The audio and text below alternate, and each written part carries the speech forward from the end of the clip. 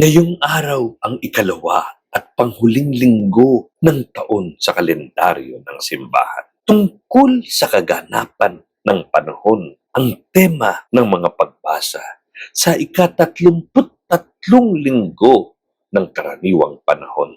Nakatatakot ang mga pahayag ng Panginoon sa Ebanghelyo tungkol sa paggunaw ng mundo. Saad ng Panginoon sa mga araw na iyon, pagkatapos ng mga napakalaking kapighatian, magdidilim ang araw, hindi na magliliwanag ang buwan. Malalaglag mula sa langit ang mga bituin at mayayanig ang mga kapangyarihan sa kalawakan. Sadyang kahindik-hindik ang paglalarawan ng Panginoon ukol sa katapusan ng panahon. Kaugnay ang pagsapit ng kamatayan ng lahat ng tao at muling pagbalik ng anak ng tao upang lipulin ang lahat ng kasamaan sa daigdig.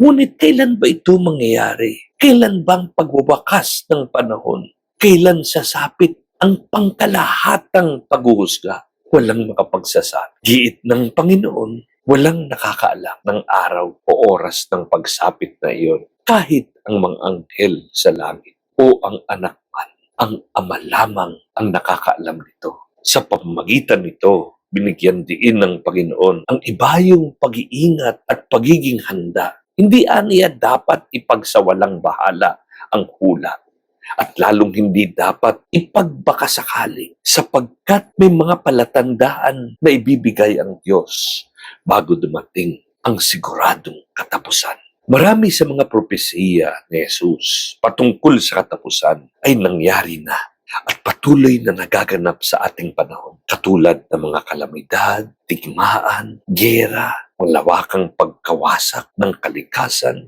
at pagkasawi ng marami. Malapit na ba talaga ang wakas ng kasaysayan at paggunaw ng mundo?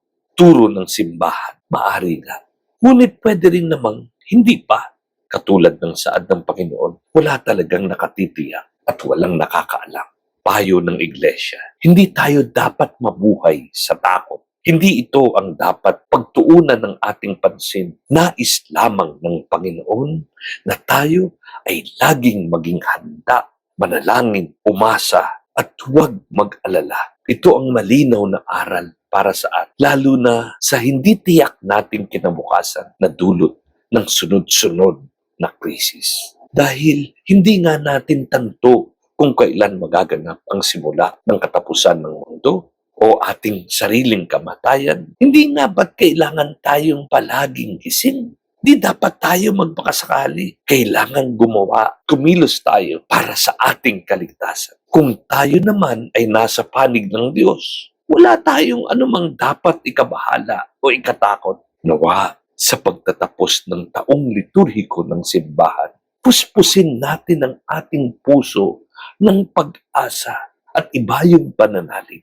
Hindi pagpupumilit na gawin ang gusto natin, kundi ang gusto ng Diyos, ang pagpapakabuti, pagpapakabanal, bilang pagharap natin sa Panginoon sa araw ng paghuhukom ang dapat nating pagkaabalahan.